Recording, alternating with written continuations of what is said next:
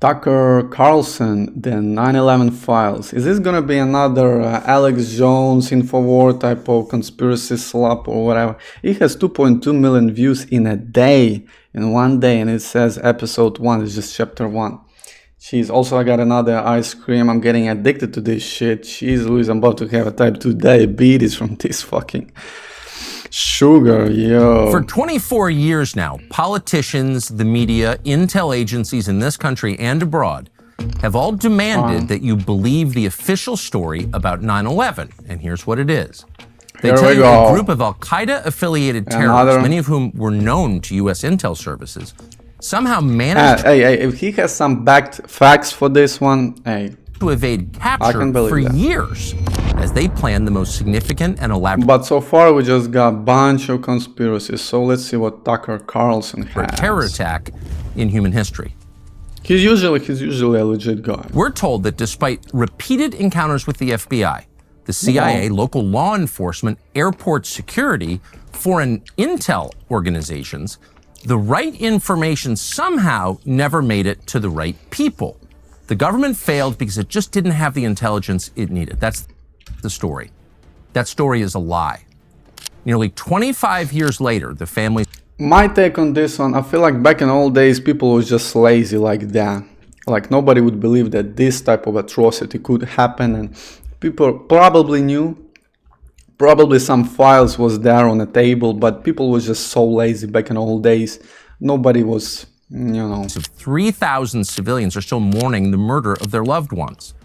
Anyone who doubts the official narrative is cast as a kook, a criminal, a fringe conspiracy theorist, and punished. They've been blacklisted and censored and banned.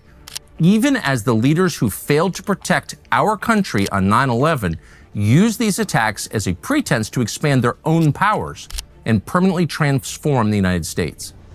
Politicians always gonna use everything that they can for their this is speculation. All of it is true. Agenda. Over the course of this series, you will hear accounts from people who lived it.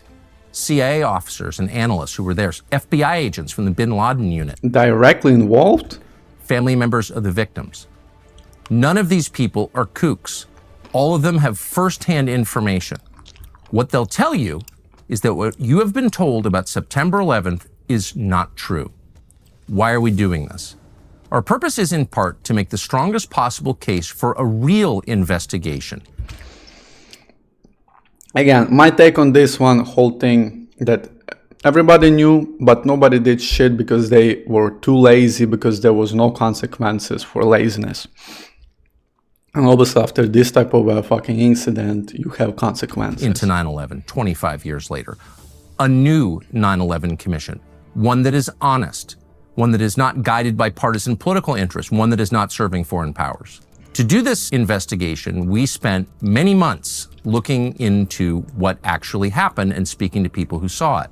We poured over thousands of pages of documents, mostly primary sources, but also contemporaneous news reports and declassified government documents.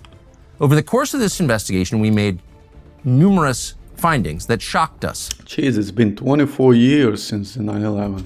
Not least of which, the apparent role that former CIA Director John Brennan played in helping bring the 9/11 hijackers to the United States. Picture, yeah. And the remarkable lengths the CIA went to protect the 9/11 hijackers from the FBI and from domestic law enforcement. That's interesting.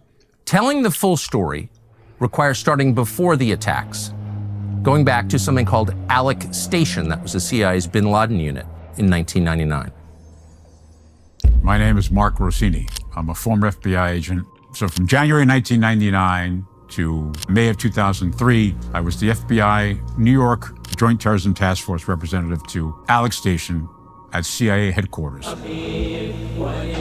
Before 9/11, there were no sources in Al-Qaeda. None. CIA calls them CIA asset. There was a group of Pashtun caretakers, okay? They called them the Trod Pints. Trod Pints were these Pashtun people that were Bin Laden's T-boys and T-gals, right?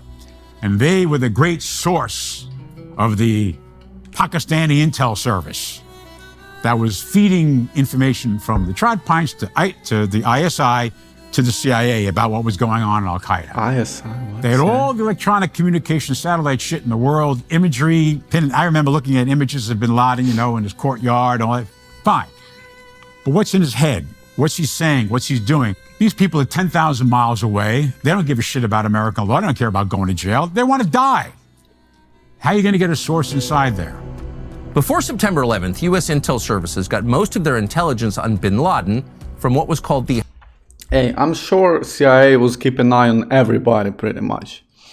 But who would imagine that they would have this type of consequences, or this type of action would actually happen? Hada home switchboard in Sana'a, Yemen. I feel like that's the problem. That was a communications hub that bin Laden and his... I'm like 99% sure there could be some optics here. Somebody gonna play optics associates here, so used to communicate with each other.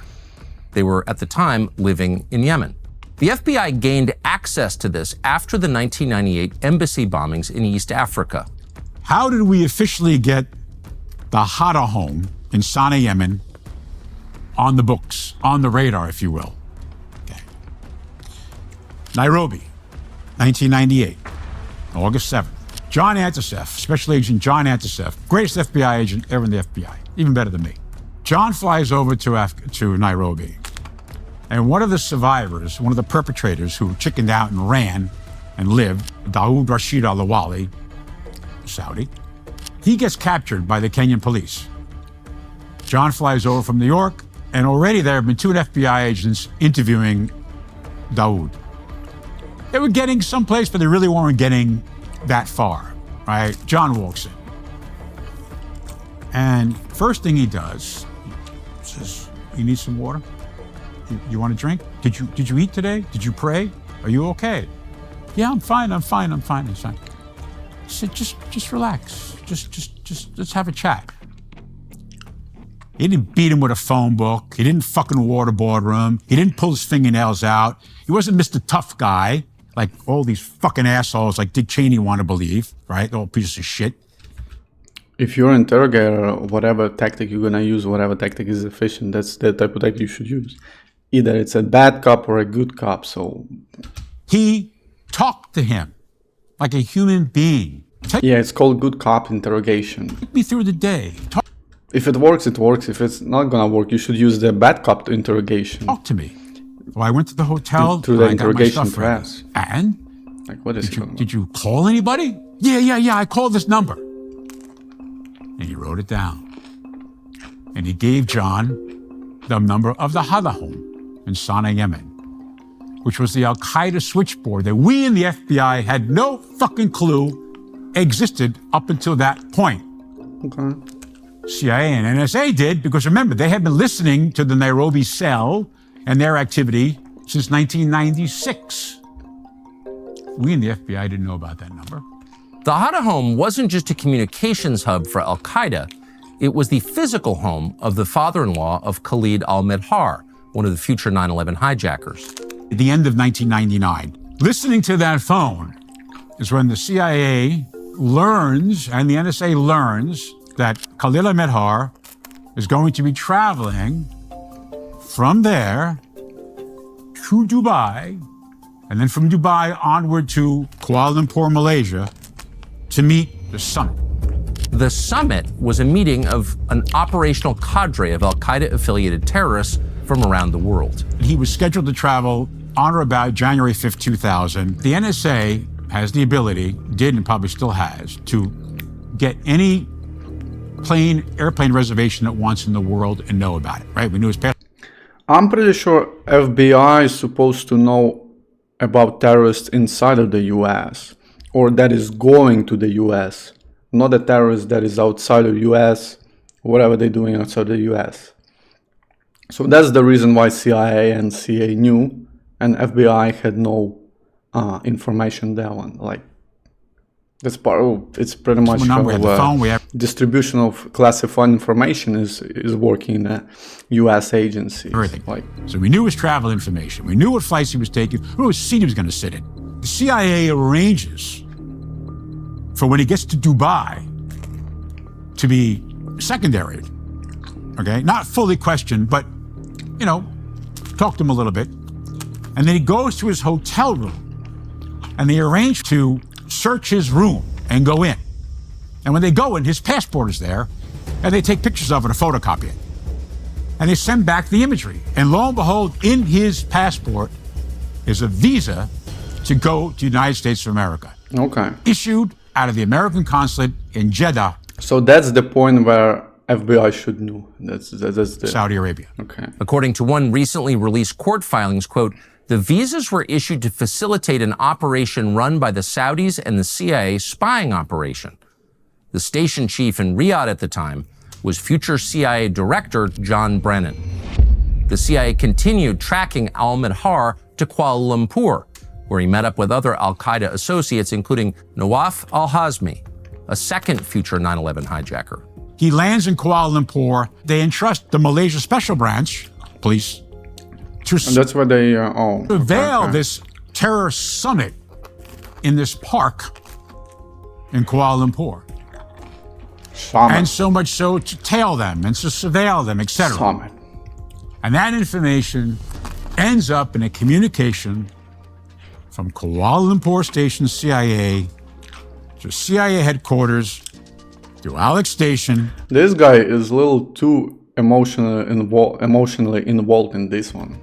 Like To the computer too screen much. of me and Special Agent Doug Miller of Washington Field Office FBI.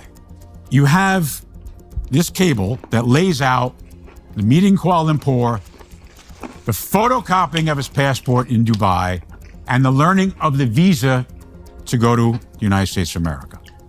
Doug Miller gets up from his cubicle of power, comes over to my cubicle of power, and says, hey, we got to tell the FBI about this. I said, Doug, you're damn right. He goes, I'll write up the CIA. I mean, yeah, that's exactly what I said. Again, if they're traveling to US, that's the point where FBI should know. That's that part of the domestic surveillance. What is a CIR? Against the terrorists. A CIR is what is a Central Intelligence Report. Doug writes it. He sends it to me. I approve it. Pretty much it the goes top. to the desk of Michael Ann Casey, CIA officer, analyst. And keeping in mind, CIA and FBI always had the clashes. So, And it sits in her queue, her electronic queue, and it doesn't move for like a day or two. there's probably maybe some even arrogance involved in this whole story, probably, that nobody gonna talk about. It should move in a fucking few hours. I'll never forget, like it was yesterday. Never forget. I standing over her, I said, hey, Doug's CIR. She's got to go to the FBI. He said, no, it's not. I said, well, why not? She said, because it's not an FBI matter. What do you mean it's not FBI matter? Again, She said, it's a CIA matter. And when and if we want the FBI to know, we will tell them. And you are not to say anything. I said, but they got a visa to come to the U.S. Like, they should know. I mean, yeah, technically by the technicalities, that's where FBI should We're handling it, and when we want to tell the FBI, we will. And I looked at her, and remember, she got up, and she put her hands on her hip, pointing a finger at me. Now, in my naivete, I believed her. And I have to live with that every day of my life, that I believed her. So he's trying to say that 9/11 happened because of arrogance between agencies. That's the whole story. Here's a company we're always excited to advertise because we actually use their products every day. It's Merriweather Farms. Remember when everybody knew their neighborhood butcher? You look back and you feel like nobody 70 Tucker. Jackers were moving. On January 8th, 2000, CIA surveillance teams reported that al-Midhar had boarded a flight to Bangkok, Thailand. He was accompanied by a man they identified as al-Hazmi. According to the official account, this is where the trail went cold. The CIA placed their names on a watch list and asked that Thai authorities track their movements. 3 months later, the Thai government reported back. Al-Hazmi Had boarded a United Airlines flight to Los Angeles. al-Midhar was with him. The two hijackers had arrived in the United States. But here's my problem with this whole Now it's technically a matter of FBI, right? fucking thing and the whole subsequent investigation. This guy is so emotional. 9/11. Jesus. You have the CIA then following one man and then two men all over the planet, and then eventually even to America, right? Landing in Los Angeles, California, and you don't tell the FBI. Again. But why would the CIA want to hide the highly relevant and potentially dangerous fact that two known Al-Qaeda clashes between different agencies, it's known for ages. Terrorists had just landed It's not just US, it's all over the world. California. Who's the biggest boss, who's the biggest dog in a recently released court filing, former White House counterterrorism czar Richard Clarke told government investigators that the, quote, CIA was running a false flag operation to recruit the hijackers. When Cofer Black became the head of the counterterrorism center at CIA, he was aghast that they had no sources in Al-Qaeda. So he told me, I'm going to try to get sources in Al-Qaeda. I can understand them possibly saying, we need to develop sources inside Al-Qaeda. When we do that, we can't tell anybody about it. After Clarke made that claim publicly, he received... Oh. So this can explain, I guess? Received an angry call from former director of the CIA, George Tenet, who did not deny the allegations made by Mr. Clarke, end quote.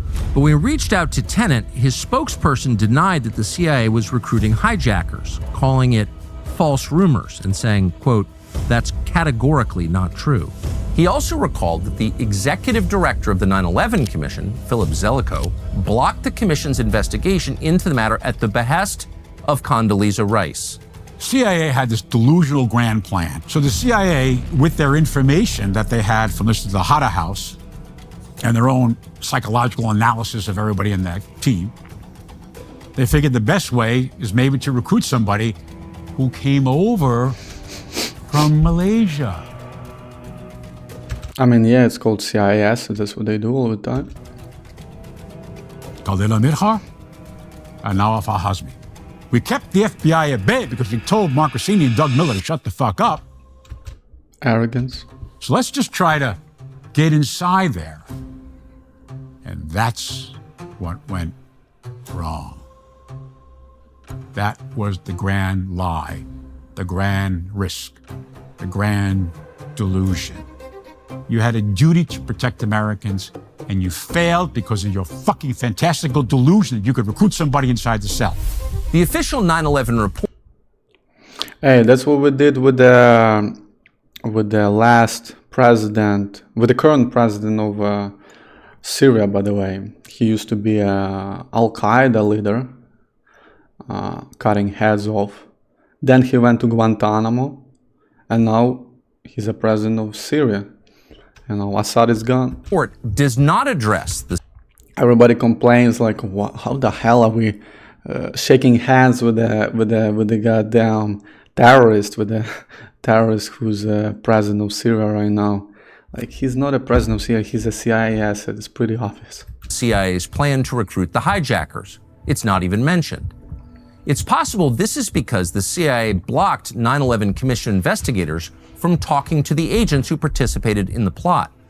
Amazingly, the CIA's director of operations kept the CIA They block him because they made mistakes. They are aware of the mistakes they did, and again, because of fucking arrogancy, because of the goddamn clashes it's always been for ages. Referred to as VVV in the documents, away from the commission's investigators. The consequence of this? The commission's explanation for this story is that the CIA made an honest mistake. The actual language in the report says the CIA played, quote, zone defense, and the FBI had a man-to-man approach to counterterrorism. The difference in strategies is why the CIA didn't tell the FBI that terrorists had arrived on American soil. A bunch of political correct fucking lingo, whatever. The commission investigators didn't ask the CIA director at the time, George Tenet, about the summit in Kuala Lumpur, or why the CIA had blocked the FBI from being warned. It wasn't the story they wanted. And that just the optics again, as I told you. No one has ever answered those questions. No one has the balls to, because they're afraid, because the house will come tumbling down. Afraid. So how exactly did the CIA try I to don't think CIA was afraid. They just don't give a shit. They have pretty much all of the power they need to don't face consequences. If there would be consequences to face, they would fear, but there's no consequences for CIA. So using word fear is not a correct word in this. Again, this guy has a huge bias from the perspective of FBI. Another example of clashes between the FBI and CIA. Jeez Louise. 11 hijackers. Well, one amazing thing about their arrival is that they didn't try to hide. The hijackers used their real names while in the United States. They operated in plain daylight. But they made a mistake because of arrogance. They made a mistake because of arrogance. It's lived in San Diego for more than a year before the attacks. They lived openly. In fact, they were so open that Hazmi's name, address, and a home phone number were listed in the San Diego phone book. When they arrived, the hijackers encountered a Saudi intel operative called Omar al-Bayoumi. They met at a restaurant outside of Los Angeles. The CIA utilized the Saudis in the form of Omar al-Bayoumi to spy for them and to gather intelligence. Before 9/11, the CIA was forbidden from engaging in domestic spying. They used the Saudi intelligence as a workaround. We'll rely upon the Saudi GID, General Intelligence Directorate, their version of the CIA, via Prince Bandar, via their man, Omar al-Bayoumi, to keep us informed as to the activity of these terrorists. Bayoumi's notebook, which was uncovered when British law enforcement raided his home in the UK, contained a drawing of an airplane and mathematical calculations related to flying it. The 9/11 Commission investigators never saw this. At the time, al-Bayoumi had a no-show job at a Saudi aviation contractor called Avco. The company's employees say he was one of roughly 50 ghost employees working there at the time, taking the paycheck but never coming to work. According to declassified government documents, an investigator from the 9/11 Commission said al-Bayoumi was receiving substantial sums of money from the Saudi embassy in Washington prior to the 9/11 attacks, that the money was being funneled from accounts at Riggs Bank in Georgetown, belonging to Haifa bin Faisal, the wife of the Saudi ambassador to the United States. By using the Saudis as a proxy to recruit the 9/11 hijackers, the CIA gave itself cover. If things went wrong, they could push a narrative. He was like a double agent, and CIA viewed him as a one agent, and in reality, he was a double agent. If they blamed the Saudi government for the attacks, which is what they did. For all intents and purposes, Omar al-Bayoumi was an employee of the Saudi Arabian embassy in Washington, D.C., in their consulate in Los Angeles, California. Al-Bayoumi convinced the hijackers to move to San Diego. He helped them find an apartment. He served as a co-signer on the lease to that apartment. He paid their first month's rent and deposit. He got them bank accounts. He got them driver's license. He introduced them to many other radical Muslims. Tucker Carlson said we're gonna see some ex-CIA agents. So far, we only got FBI Yepper area, including the cleric Anwar al-Awlaki. Complaining about CIA 24/7 like a ex-wife. Khalid al-Midhar leaves America for his like a divorced wife. And in that time, like literally that type of emotional attachment this guy has. Like, geez, he's like molding. He claims he went to Afghanistan. And don't get me wrong, this whole situation and the disaster, you see them, laziness, arrogance involved in this whole thing. Dan. Miscommunication, which is technically because of the arrogance. He goes back to Jeddah and gets another passport. But what is this fucking emotional slap? And by this time, even prior, as I understand it now, the Saudis had identified the terrorists, the hijackers, as potential threats to the kingdom and had put chips in their passports identifying them as a threat. As a threat to the kingdom, not to the US, all right? So, fuck do we care about threats to the Saudis? Al-Midhar comes back to the United States, I believe it was on July 4th. Like what is it? What is this all about? He's allowed back in, not stopped, not questioned. So here's a guy that the CIA knew came to America, had been at a terrorist summit meeting in Malaysia in January 2000. He's allowed to leave and come back. But he was viewed as a terrorist towards the Saudi Arabia, the kingdom there, not to the US. Ahmed was able to exit and enter the country. That's why probably they view him as an asset. It will, because he was issued a multi-visit U.S. visa. But in reality, he was the threat to U.S. According to a summary of an interview with an FBI agent from Alex Station, quote, Al-Hamzi and Al-Badhar obtained their visas to enter the United States at the American consulate in Jeddah, Saudi Arabia. All told, the vast majority of so far, based on what we see, right? 9/11 who knows how in reality it is, right? It's too many classifications. Had their visas issued at that consulate in Jeddah, Saudi Arabia. At the time, John Brennan was running the CIA station there. Just a few days before Al-Badhar re-entered the country at JFK Airport in New York, the FBI and the CIA held a joint meeting in New York City to discuss the bombing of the USS Cole, which Al-Badhar was involved in. Killed 17 soldiers on the USS Cole. An FBI agent was shown a photograph of Al-Badhar taken at the summit in Kuala Lumpur. The agent asked the CIA who this man was, but the CIA once again refused to tell them. It wasn't until August of 2001 that the CIA finally alerted the FBI. And of course, by then, it was too late. It's not just Mark Rossini who testifies to this. Another anonymous FBI agent told investigators that, quote, she believed the CIA's operation may have spun out of control, and that they, the CIA, came to the FBI with limited information in an attempt to locate the hijackers without revealing the true nature or extent of their operation against al-Qaeda, end quote. This is the failure. I mean, it was order made by the chief to classify this whole thing. The 9/11 Commission, what are they gonna go against the chief, against the order of the chief? So, you know. Other fucking commission that ever existed. That's on chief pretty much, the leader of But CIA. If the CIA was grooming the hijackers, or whatever was the chief of this whole operation, sources, the FBI failed too. When Al-Hazmi and Al-Badhar I mean, I don't think it's a problem with FBI. Again, it was too late. were in California. They had lack of They lived for a information period plus. in the home of an FBI informant called Abdus. And small time to react, Tatar. right, to develop the whole case. And yet somehow, So the definitely FBI, not FBI to blame. I never learned about this. Then, less than a month before the terror attacks, the FBI began an investigation into a French-Moroccan national called Zikurat. Plus, you need to keep in mind, like, FBI has a limited resources and they have enormous amount of terrorists that they're keeping eye on, right? So it's not just one, these terrorists, whatever. He had just moved to Minneapolis from thousands Oklahoma, more terrorists where he they're keeping resumed eye on. aviation training. After raising suspicions during training, he was arrested on August 16th and charged with immigration violations. But agents were denied permission to search his laptop and the room where he was staying. His exact connection to the hijacking remains unclear even now, but he did receive wire transfers from Ramzi bin al-Shibh, who was also sending money to the hijackers. In July 2001, an FBI agent stationed in the Phoenix field office sent a memo to headquarters theorizing that there could be, quote, a coordinated effort by Osama bin Laden to send individuals to the United States to receive aviation training. For some reason, this memo was never received by headquarters, not until after 9/11. Why?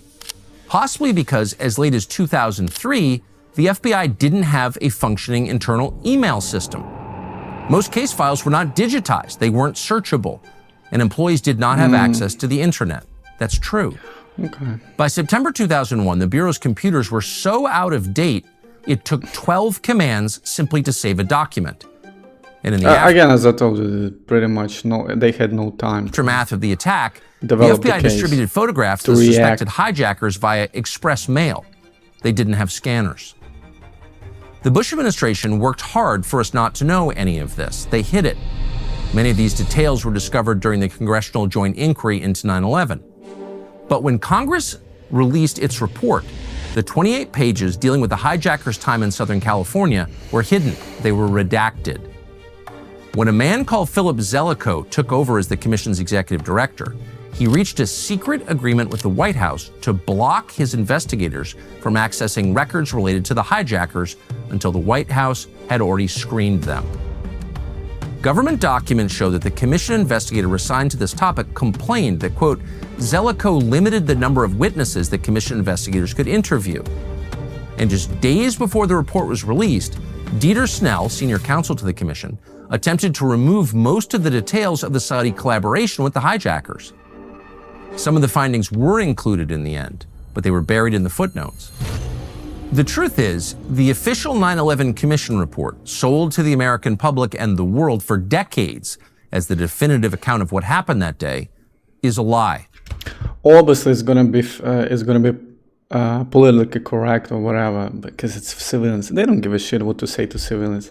They're just gonna throw any politically correct fucking lingo they're gonna throw. 9/11 Commission is a cover-up.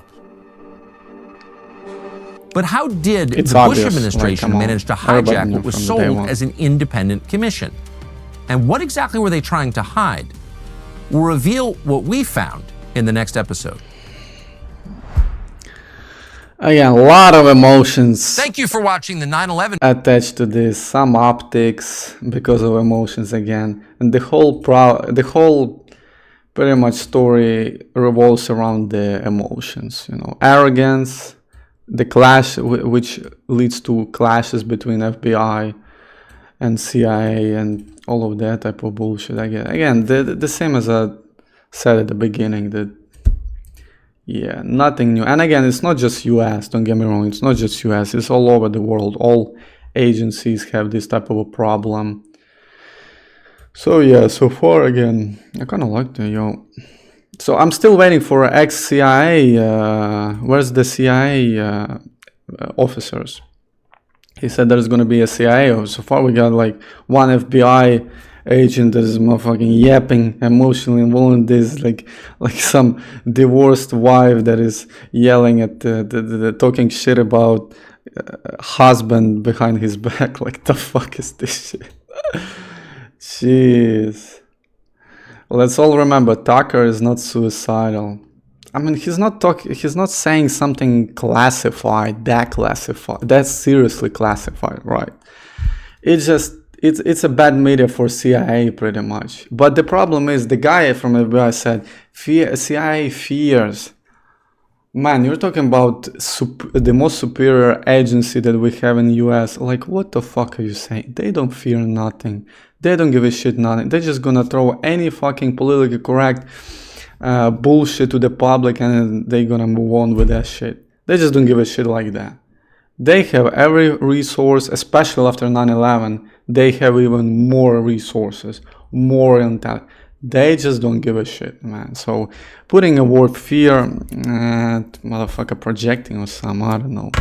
There's definitely a bias there. Again, as I told you at the beginning, optics, there's going to be a bunch of optics here, especially when you have the confrontation between FBI and CIA. There's going to be so many optics on that fucking matter. Jeez Louise.